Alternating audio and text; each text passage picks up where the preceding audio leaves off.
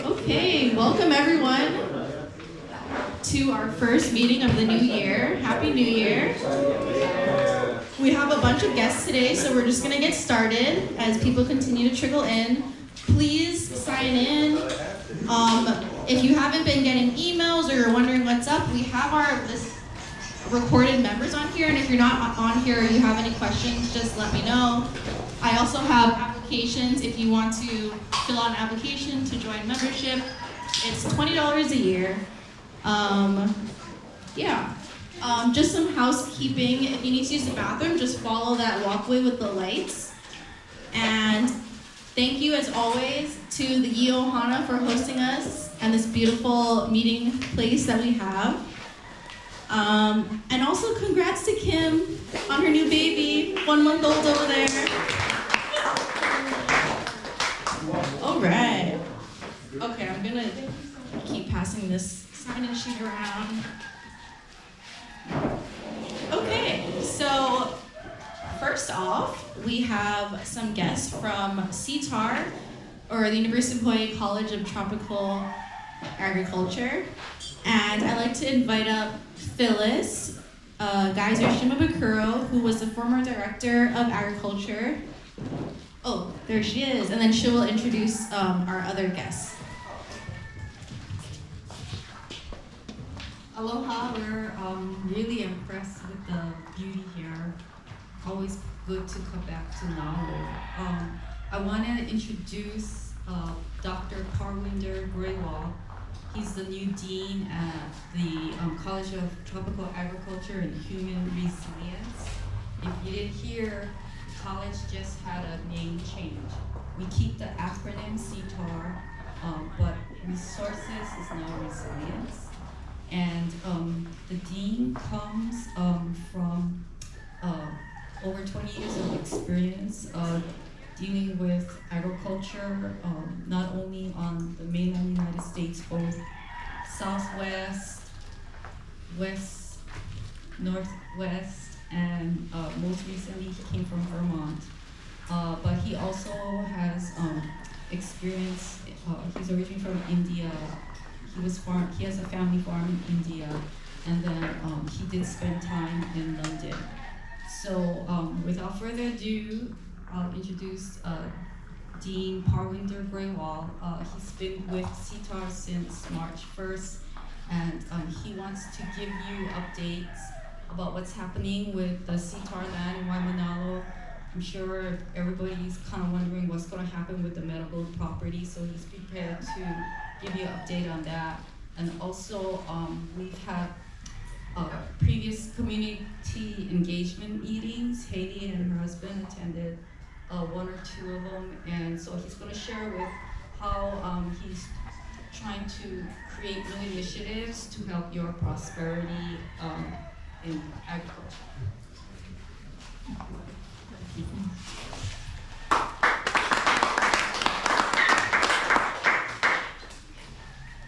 How's everyone? Good. Fellow farmers, fellow nursery managers, right? Yeah, absolutely. You can hear me okay on the back there, right? Yeah, right. So it's wonderful to be here and meet with you again. I met a few of you before with the previous meeting that you had at the center, the same group. And CTAR is doing okay.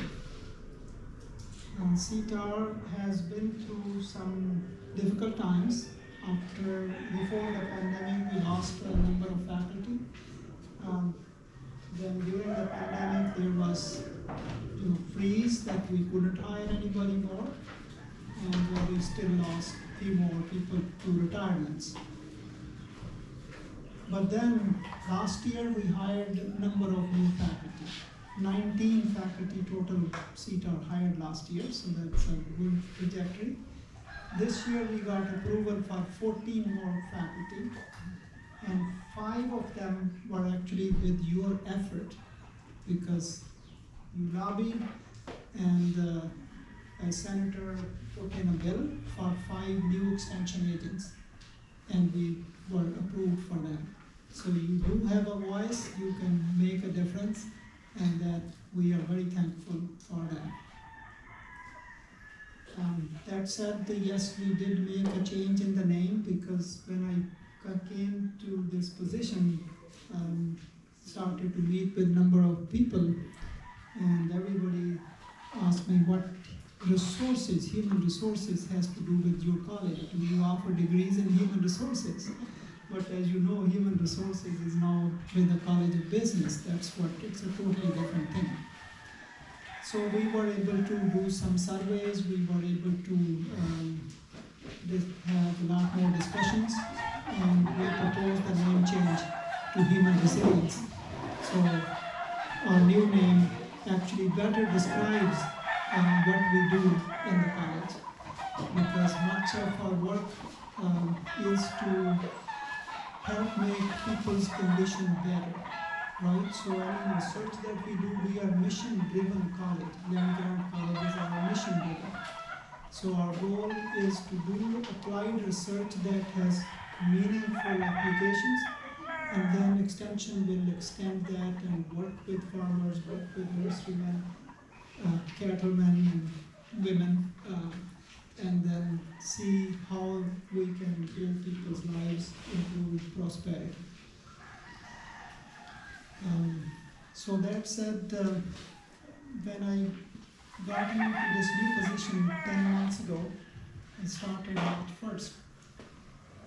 First thing I did is to meet with as many people as I could, so that I can learn what people's passions are, where our strengths are, where our gaps are, where our lacunas. So I met with pretty much all my faculty. There are about 130 of them. I met with 120 faculty one-on-one. And then I met with a number of staff, about 40 of them one-on-one.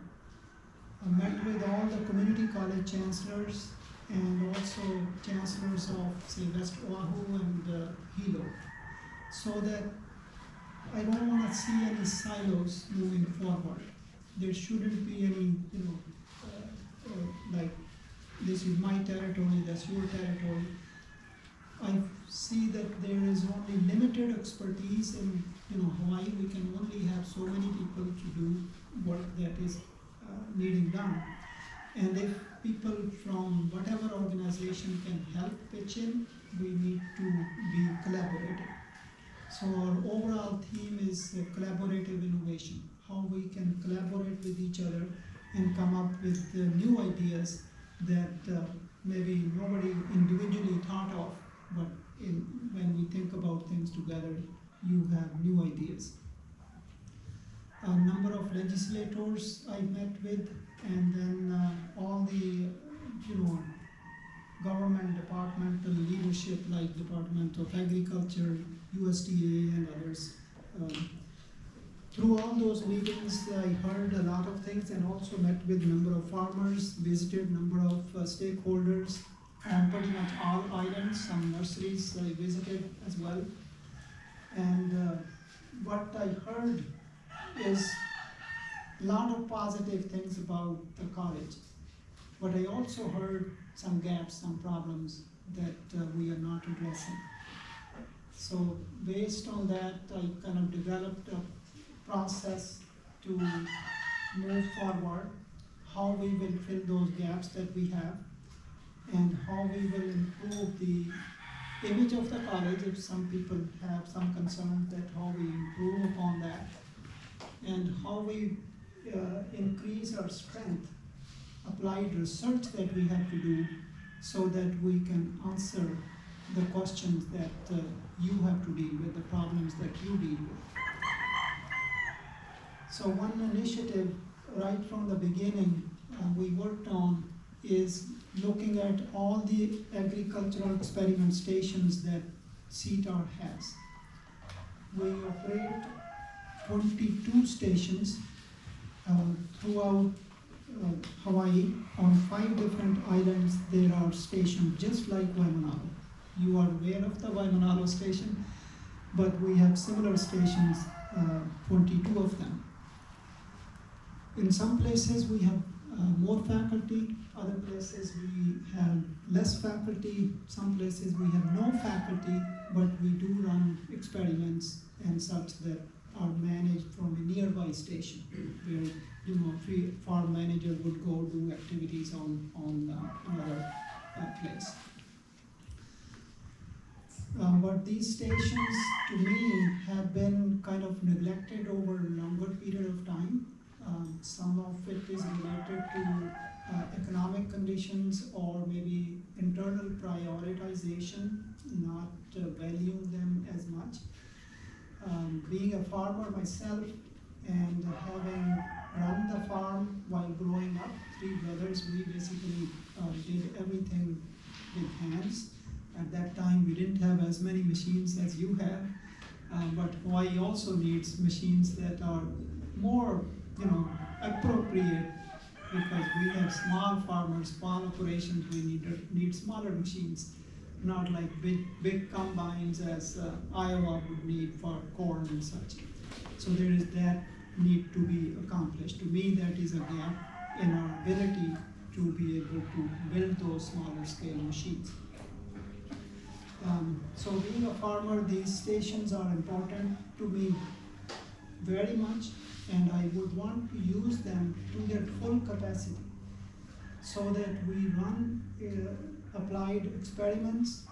If we do not have experiment going on, we still produce something. We have 1,500 acres plus land without the meadow gold dairy land that we will add now. And all these places need to be productively used. So we can define this new vision for the experiment stations. We call them CARES centers. CARES means CTAR for seed. Agricultural, Research and Extension Stations. So CARES centers. Kind of wonderful acronym, just like CTAR. And so Manalo is one CARES center. So the idea that we have is to operate these as community engaged centers, more community engagement, bi-directional, where faculty and community members, farmers, sit together and co-develop solutions to local problems. We want to change this that university faculty know everything. That's not the case. If we sit together, learn from each other, we could come with better solutions. So we can do more, we can develop solutions more efficiently, more quickly. So the idea is to build these stations as hubs of local prosperity and innovation. That would be through collaborative innovation. So with that vision, we have now moved in the direction of having more community engagement. We already had 2 different sessions in Waimea, and we will continue those sessions with additional people invited, and when more and more people know, more people will come to those to engage. So as Phyllis has mentioned, that the Manalo Care Center has the opportunity to add this additional land that is contiguous to it, just next to it, the Meadow Gold facility. We have done some planning through a private consulting firm to look at how much land we have and then engage all the faculty and other stakeholders to see how we should develop that.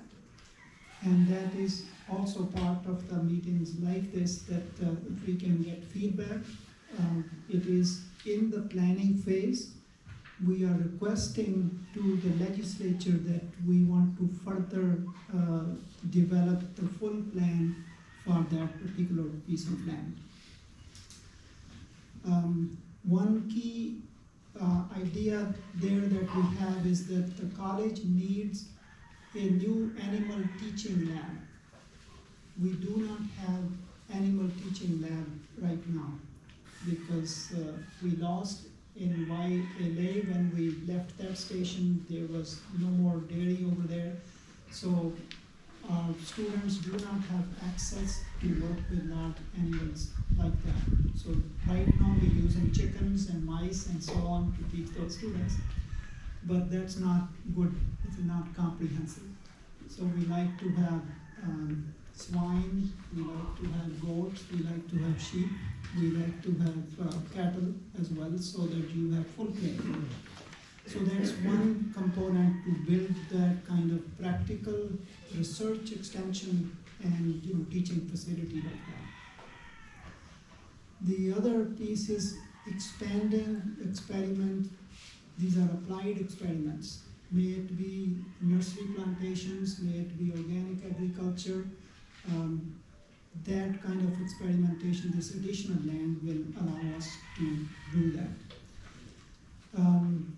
Go Farm program, as you know, a number of you know that program is a very well known program now throughout Hawaii.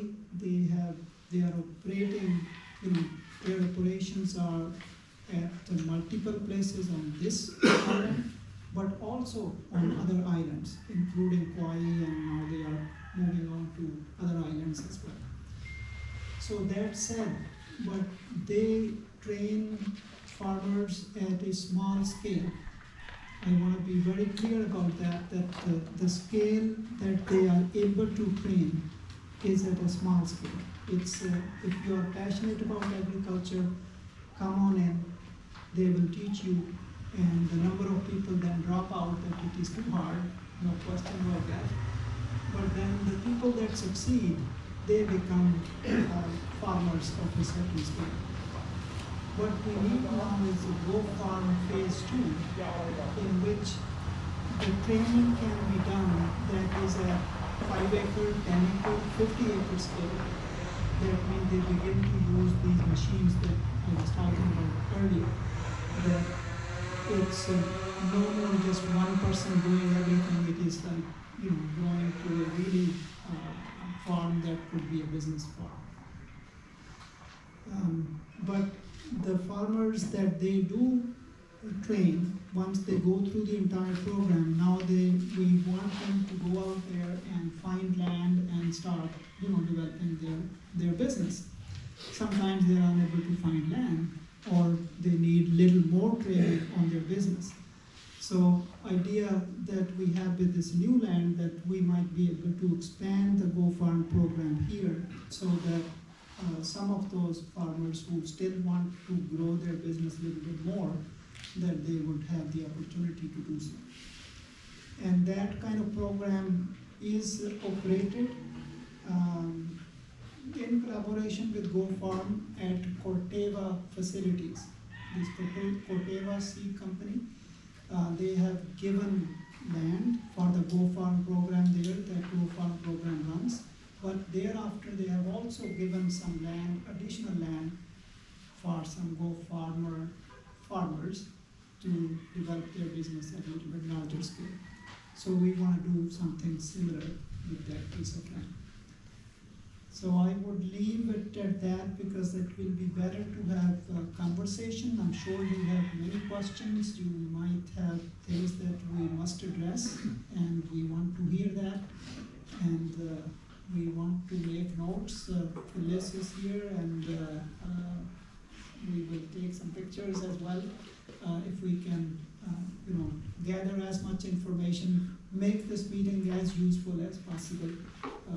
That's how we would like to, spend rest of our time.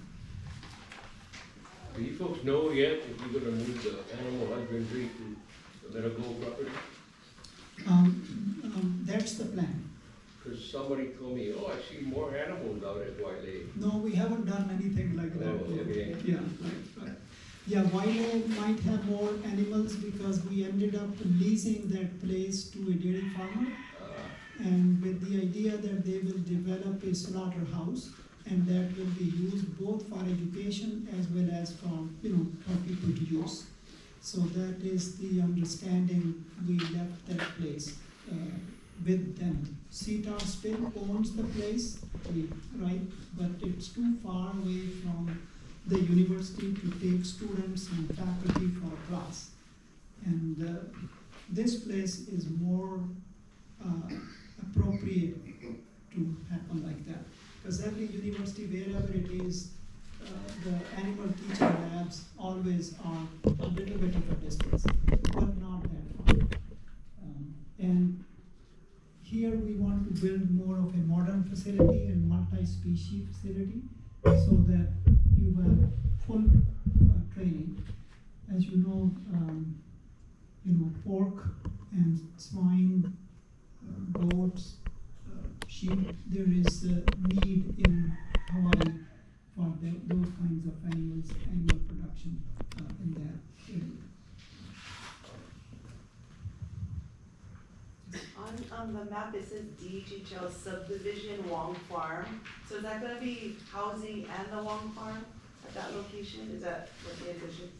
Correct, because this is a legacy there that we would have to maintain. We would maintain. And those are the ag lot DHHL, right? I believe that is 1 the case. acre lot. Yeah, I don't know whether Phyllis can answer that question, but some people would be able to answer better than I do. Shannon, I think you heard that originally there was communication between university and DHHL, and the result was that that part that's identified as the Wong Farm, that would be retained by DHHL. So CETA didn't get everything. I'm just wondering about access point of this subdivision. Would it be this side? Coming out of Waikupanaha? That we cannot answer because we don't have the big detailed map tonight here. Correct, and those things will be decided over time because that is the part of the planning process. So we will do a comprehensive planning that will also define what the next phase of development will cost. So at that time, those things will be decided, how we integrate facilities with the current station and with the new station. And currently, we only have right of access from DHL, from Department of Natural Resources, right. So this preliminary planning that we have done, it is a requirement for us to present to them that this is how we will use that piece of land so that they can formally assign that land to CETA. So that part we have now done, and now we are in a process of presenting it to them so that their board can approve that, yes, you can take this land from us now. But yes, that piece had to be carved out of that. Yeah. And some access has to be provided. Yeah, and I think that's where you want input, right, from us. Yeah, the traffic. I'm just wondering, because that would mean that people would go that way, which is just easier. Right. So what we will do is, once we get to that stage, right, if we get the next phase, we come back, work with the community to see how it will work best.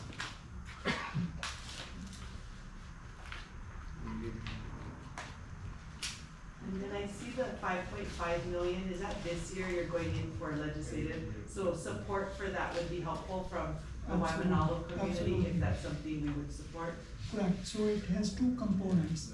One is the current buildings. As you know that buildings are not in great shape. We did some improvements, over time a little bit, some labs have changed there. But we still have 3 small cesspools, and we deal with toilets that do not have enough capacity. If we have 35 people, that's the highest limit we have. If we have 50 people, we can't really have a function, 2-hour function. is, right? It's in, this place has been a community place for so long, and it has value, and now we want to make it even more community engaged. That requires that we do fix those facilities. If there are some older buildings that need to be demolished, that also costs money, as you know. So 4.5 million, 4 million out of that is for that purpose. And then 1.5 million is for the design of the new land that we are getting to have the first phase of the new development completed. We did not want to wait. You know, we could go for just the repairs this year and not do the next piece. But you know, it takes so many years to do these things. So this way we thought that since the animal teaching lab is so essential for the program to get national accreditation, we should simultaneously make this.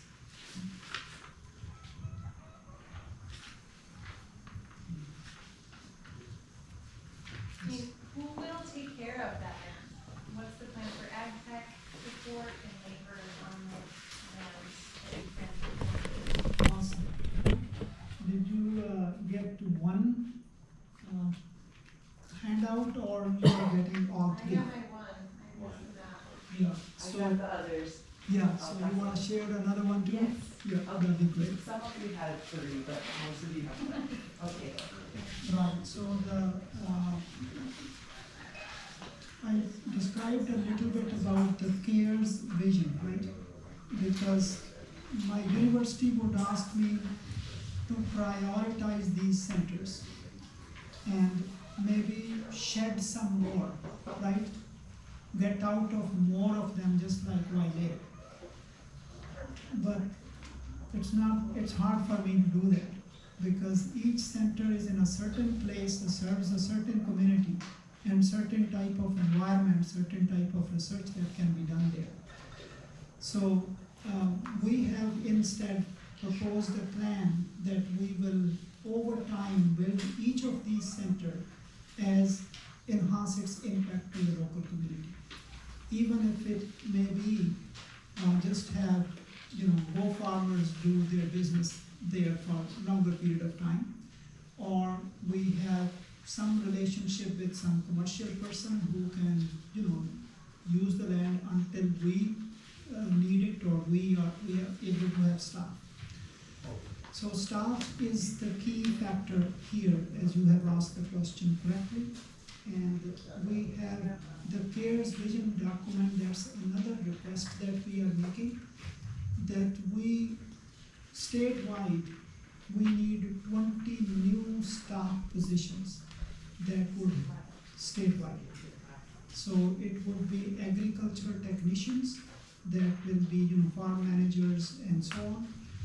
It will also be, each county will have one community engagement person, so that the entire vision is realized. That is, we are engaging